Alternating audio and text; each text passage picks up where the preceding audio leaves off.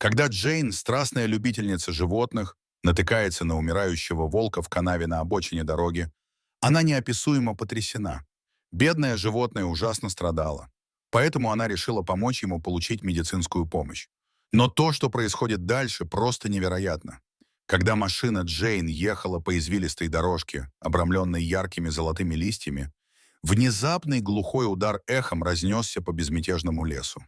Она ударила по тормозам, ее сердце бешено колотилось, когда она осматривала дорогу впереди. Ее глаза расширились от шока, когда они увидели великолепное существо, распростертое в канаве. С того места, где она остановила свою машину, она не могла быть слишком уверена в его виде. Все, что она знала, это то, что крупное на вид животное страдало от боли. Сердце Джейн защемило, когда она поняла, что ее сбила машина, которая ехала впереди нее, и она погибла. Автомобиль уже мчался прочь, и у нее даже не было возможности проверить его номерной знак. Ни секунды не колеблясь, Джейн припарковала свою машину и бросилась к раненому животному. Она знала, что в подобных ситуациях время имеет решающее значение. В прошлом она спасала других представителей дикой природы, попавших под машины, поэтому знала, что делать. Однако это было не просто какое-то животное. Подойдя ближе, она увидела, что это было. И снова у нее перехватило дыхание при виде хищника. Перед ней лежал волк. Дыхание волка было затрудненным, а его некогда мощное тело теперь обмякло. Его мех был спутан и испачкан кровью, в то время как янтарные глаза мерцали болью и страхом. Несмотря на его состояние, Джейн испытывала глубокое чувство тревоги и страха, приближаясь к животному. В конце концов, волк был очень опасным животным, с которым стоило сближаться. Но она знала, что если ничего не предпримет, он, вероятно, зачихнет и умрет. Прямо там, где лежал. Она медленно приблизилась к умирающему волку. Она была предельно осторожна с каждым шагом. Канава была довольно крутой и мокрой, и последнее, что ей было нужно, это поранить еще и себя. Она низко наклонилась и протянула руку к страдающему животному. Он не попытался убежать, когда почувствовал ее теплые руки на своей шерсти, и просто заскулил в ответ. Джейн нежно положила голову волка к себе на колени. Ее руки дрожали, когда она шептала успокаивающие слова. Ее голос звучал мягкой мелодией среди лесной тишины. Она чувствовала тепло его дыхания на своем бедре, признак того, что он все еще цеплялся за жизнь. Это были хорошие новости, но ей все равно нужно было действовать быстро, если она хотела обеспечить его выживание. Джейн осторожно подняла раненого волка и направилась обратно к машине, помня о его боли. Он оказался намного тяжелее, чем она ожидала, поэтому она пошатывалась при каждом шаге. С большой осторожностью она положила его трясущееся тельце на заднее сиденье своей машины, подложив под него свое аварийное мягкое одеяло для удобства. Бедное животное скулило от боли. Оно ни разу даже не попыталось защититься от нее. Возможно, оно почувствовало ее добрые намерения, а может быть, оно просто было слишком слабым, чтобы отреагировать. Хищник без агрессивных инстинктов может показаться удачей, но Джейн знала, что это означает, что его время на исходе. Тем не менее, она знала, что не сможет спасти его самостоятельно. Поэтому она завела двигатель и помчалась в ближайший город. Ее сердце колотилось в такт неглубокому дыханию волка. Она направилась прямиком в местную ветеринарную клинику. Технически она была закрыта на вечер, но Джейн не собиралась получать отказ. Вместо этого она ворвалась в дверь, ее голос дрожал, когда она умоляла о немедленной помощи. Ветеринар, доктор Паркер, бросился к ней и позволил отвезти себя к машине. Когда он впервые увидел существо на задних сиденьях, его глаза расширились при виде такого крупного хищника. Но он сразу же взял себя в руки и отдал распоряжение своей команде, которая быстро приступила к работе, несмотря на свой страх. Только тогда Джейн полностью начала осознавать серьезность ситуации. Бедный волк потерял так много крови. Она пропитала ее футболку, одеяло и автомобильные сиденья. Впервые за эту ночь она усомнилась, что волк переживет это испытание. Джейн с тревогой наблюдала, как ветеринары его команды оценивают травмы волка. Лицо доктора Паркера было серьезным, когда он сообщил ей, что у волка несколько сломанных костей и внутренних повреждений. Прогноз был мрачным, и шансы на выживание были неопределенными. Он поинтересовался, как она нашла волка в таком состоянии, и она рассказала о том, что произошло у нее на глазах. Она подробно объяснила, как машина врезалась в бедного волка, а затем умчалась, прежде чем она смогла записать ее номерной знак. Ветеринар серьезно кивнул головой. Травмы определенно соответствовали травмам в результате несчастного случая. К сожалению, он слишком часто наблюдал это у собак. Животные поменьше обычно не выживали, но размер и мышечная масса этого волка позволили ему продержаться немного дольше. Теперь им просто нужно было залечить его раны и помочь ему восстановить силы. «Мы сделаем все, что в наших силах», — сказал доктор Паркер, ободряюще похлопав Джейн по плечу. Он видел, что она все еще потрясена, и почувствовал к ней жалость. Как врач он видел множество животных, которые навсегда закрывали глаза после несчастного случая, но он знал, что наблюдать за ними никогда не было приятным опытом, каким бы существом они ни были. Затем волку была проведена масштабная операция, которая заняла несколько часов. Джейн с тревогой сидела в приемной, наблюдая за тем, как тикают часы. Когда доктор Паркер вышел, выглядевший изможденным, она ожидала худшего. Но потом он улыбнулся ей и сказал, что, по его мнению, волк все-таки выживет. Они смогли залечить внутренние повреждения и успешно вправить сломанные кости. Это была крупная победа. Теперь все, что им нужно было сделать, это подождать и посмотреть, хорошо ли он заживет. В течение нескольких дней Джейн посещала клинику, сидела рядом с волком и наблюдала за его заживлением. Она назвала его Ориэль в честь символа надежды, о котором она читала в книге в детстве. Ориэл открывал глаза всего несколько раз в первый день. Вначале он явно нервничал из-за того, где находится. Он не узнавал белую палату или запахи внутри клиники. Но когда он увидел Джейн, все его тело, казалось, снова расслабилось. Он явно распознал в ней любящего человека, который остановился, чтобы помочь, и позволял ей все время гладить его. С этого момента отношения Джеймса Бонда с раненым существом углублялись с каждым днем. Она поговорила с Ориэл, поделившись историями о своей жизни, своих надеждах и мечтах. Она надеялась, что ее голос каким-то образом утешит его. И, похоже, так оно и было, потому что в ответ Ориэл смотрела ей в глаза с глубоким пониманием, которое превосходило слова. Джейн никогда раньше не была так близко к животному, к тому же дикому. Весь этот опыт привел ее в замешательство и еще больше усилил ее благоговение перед красотой диких существ. Недели превратились в месяцы, и выздоровление Аурелла было ничем иным, как чудом.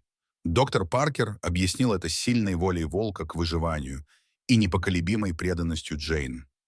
Он восхищался особой связью, которая установилась между ними, и поощрял ее исследовать ее. Итак, когда и Волга окрепла, Джейн начала брать его на короткие прогулки в близлежащий лес.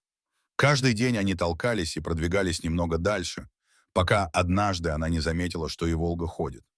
Легко. Было невероятно видеть, как быстро его тело выздоравливало и возвращалось к нормальной жизни. Однако его хищнические инстинкты никогда не проявлялись, когда дело касалось Джейн. Он обращался с ней так, словно они были старыми друзьями, и вел себя почти как домашнее животное. Именно во время одной из таких прогулок произошло нечто неожиданное. Глубоко в лесу они наткнулись на скрытую рощу, святилище, нетронутое руками человека. В центре ее стоял многовековой дуб, его массивные ветви раскинулись, как защитные руки. Под дубом был круг из камней, а внутри него деревянная шкатулка с замысловатой резьбой. Любопытство Джейн взяло верх, и она открыла коробку. Она знала, что не должна вмешиваться в дела коренных жителей, но все это было слишком заманчиво. Ореоль, казалось, тоже очень заинтересовалась. Внутри коробки она обнаружила рукописный журнал, страницы которого пожелтели от времени. Он принадлежал женщине по имени Алара, которая жила в этом районе более 100 лет назад. Алара была целительницей, и в ее дневнике содержались подробные записи о ее встречах с лесными волками. Джейн почувствовала, что ее разыгрывают. Каковы были шансы, что она найдет что-то подобное после спасения Ореоль? Была ли она просто в нужном месте в нужное время? Или в этом было что-то большее? Углубившись в дневник, Джейн обнаружила поразительное откровение. Алара говорила о мистической связи между определенными людьми и волками, связи, которая превосходит время и смерть. Эти избранные люди были известны как волчьи стражи, защитники леса и его обитателей. Говорили, что они связаны с волками священными узами, которые были определены еще до их рождения. Джейн начала вспоминать, как сильная любовь и страсть ее бабушки к животным передались ей по наследству. Ее бабушка сама была мудрой старой женщиной-аборигенкой, которая научила ее обращаться с животными и уважать их. Возможно, она знала, что Джейн суждено таким образом быть ближе к природе. Хотя Джейн поначалу отнеслась к этому скептически, она продолжила читать. Она хотела понять все отношения, изложенные в книге. Чем больше она читала, тем труднее ей становилось отрицать сверхъестественное сходство между переживаниями Алары и ее собственными с Ауриэль. Она чувствовала растущее убеждение в том, что ей суждено стать волчьей хранительницей, избранной для защиты волков и других прекрасных лесных животных. Полная решимости раскрыть правду, Джейн вернулась в рощу вместе с Аурелом, под древним дубом. Она продекламировала слова, которые нашла в дневнике Алары, слова, которые передавались из поколения в поколение. Когда она говорила с ними, мощная энергия окутала ее и Аурела, и они оба почувствовали прилив тепла и связи, как никогда раньше. Возможно, в ней было нечто большее, чем она осознавала. Теперь, когда она приняла свою более дикую и естественную сторону, она никогда не чувствовала себя так комфортно в собственной шкуре. С того дня Джейн и Ориэл стали неразлучны. Их связь вышла за пределы физического мира. Казалось, они знали, о чем думают, не обмениваясь ни единым словом. Они вместе бродили по лесу, защищая его от вреда и обеспечивая безопасность его обитателей. Жизнь Джейн обрела более глубокую цель, а Ориэл обрела верного товарища. С того момента, как он почувствовал себя лучше, он стал повсюду следовать за Джейн и всегда держал ее в поле своего зрения, как будто хотел отплатить ей за спасение. Никто из них еще не знал этого, но им предстояло вместе столкнуться с еще одним испытанием, и их связь подвергнется испытанию таким образом, которого они пока не могли себе представить. Однажды вечером, патрулируя лес, они наткнулись на группу браконьеров, которые устанавливали ловушки для поимки волков. В штате Монтана охота на серых волков была в высшей степени незаконной, но запрета было недостаточно, чтобы отпугнуть недобросовестных людей. Джейн наблюдала за ними и подкрадывалась к ним вместе с Ориол, чтобы посмотреть, что они собираются делать, пока не увидела нечто такое, от чего ее затошнило. Сердце. Джейн колотилась от гнева, когда она наблюдала, как безжалостные охотники приближаются к пойманному в ловушку волку. Его глаза молят о пощаде. Какими бы свирепыми ни были волки, в них есть и мягкая сторона, и это бедное животное, очевидно, было очень напугано. Джейн ждала подходящего момента, чтобы вмешаться. Она знала, как плохо может обернуться вся эта ситуация, если она начнет действовать слишком рано. Если она не будет осторожна, то может просто обнаружить, что напугана не меньше, чем волк, попавший в ловушку.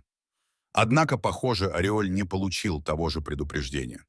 С первобытным ревом он бросился в бой, его мощная фигура вселила страх в сердца браконьеров. Они попытались выстрелить в него, но он успешно застал их врасплох. Возникла настоящая потасовка, когда один из охотников начал пинать Ореоля изо всех сил, но в конце концов волку удалось прогнать их, гарантировав, что они никогда не вернутся в лес и не причинят вреда его друзьям. Это был триумфальный момент, но за него пришлось заплатить. Ореоль только что оправился от всех своих травм, поэтому такой бой был далеко не идеальным. Бедный волк сильно пострадал во время противостояния, и его раны были серьезными. Джейн знала, что ветеринарная клиника была их единственной надеждой, но до нее было далеко. Со слезами на глазах она снова прошептала слова утешения Ореолю и, нежно баюкая его на руках, помчалась через лес. Когда они добрались до ветеринарной клиники, доктор Паркер и его команда снова поспешили им на помощь. Травмы были серьезными, и перспективы были неопределенными. Джейн сидела в приемной с тяжелым сердцем от беспокойства, молясь о выздоровлении Ореол. Это было похоже на дежавю. Она переживала весь этот несчастный случай заново, только теперь это причиняло гораздо больше боли, потому что у нее была связь с Ореол. Дни превратились в недели, и все они она провела в тревожном ожидании рядом с Ореол. Связь между ними стала крепче благодаря общим испытаниям, и Джейн знала, что сделает все, чтобы увидеть, как он исцелится и снова будет бегать по лесу.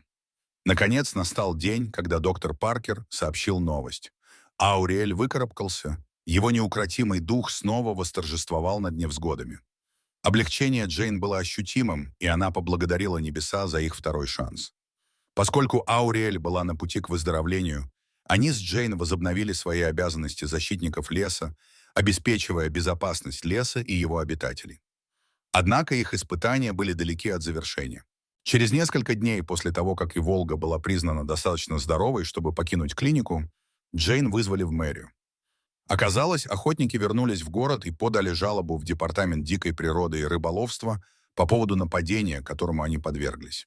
Они утверждали, что это было немотивировано и что это была достаточно веская причина для охоты на волков, учитывая ущерб, который они могли нанести. Но как только до нее дошли слухи, Джейн решила поставить все в известность.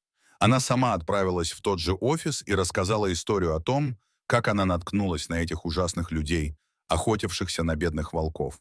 Она шаг за шагом объяснила, что произошло, включая ужасные травмы, полученные Ориэл, и подкрепила свою версию показаниями доктора Паркера. Естественно, официальные лица пришли в ужас, услышав, что Ориэл волки стали мишенью. Это было не только противозаконно, но и заставляло сотрудников лесного заповедника казаться очень неэффективными. В первую очередь они должны были предотвратить то же самое. Власти немедленно отреагировали на предоставленную информацию. Они собирались пойти за охотниками, чтобы убедиться, что те прекратили свои ужасные отловы. Они также были весьма удивлены, увидев дикого волка таким ручным с Джейн. Они никогда не видели, чтобы волк вел себя подобным образом. Джейн объяснила офицерам, что случилось с Ориол и как они стали так близки. Она видела, что они были очень заинтригованы, даже до такой степени, что казалось, будто они хотят спросить ее о чем-то важном. И когда они, наконец, это сделали, она с трудом могла поверить в то, что услышала. Оказалось, что офицеры были весьма заинтересованы в том, чтобы взять Ореоля в качестве служебной собаки. Они утверждали, что он мог бы принести большую пользу в поиске определенных вещей в лесу, а в некоторых случаях даже лучше, чем те ресурсы, которыми они располагали в настоящее время. Если бы им удалось привлечь Ориола и Джейн в качестве консультантов, они могли бы оказать огромную помощь в решении проблем, с которыми они сталкивались в лесных районах, таких как пропажа домашнего скота или незаконные действия охотников-изгоев. Джейн долго обдумывала это, прежде чем наконец пришла к выводу, что ее миссия — защищать лес, и что может быть лучше, чем поддерживать закон. Поэтому она была рада принять предложение. Затем она и Ореоль были приняты на службу в полицию и получили собственные жилеты. Теперь они могли официально присоединиться к офицерам, когда возникал случай. Они также планировали продолжить свои регулярные патрулирования, чтобы на лету выявлять другие незаконные действия. Размышляя о проделанном ими путешествии, Джейн с трудом могла поверить, насколько кардинально изменилась ее жизнь. С той тоскливой ночи, когда она впервые встретила Ореоля, все изменилось, и все к лучшему. Их встреча должна была произойти, какой бы травмирующей она ни была. Они столкнулись с невзгодами и образовали неразрывную связь, которая вышла за пределы времени и пространства. Вместе они были свидетельством силы сострадания, решительности и прочной связи между людьми и созданиями дикой природы. Какая невероятная история! Остановились бы вы, чтобы помочь волку? И что бы вы сделали, если бы наткнулись на нелегальных охотников, пытающихся поймать волков в капкан? Поделитесь с нами своими мыслями в комментариях ниже. Спасибо, что посмотрели. До следующего раза.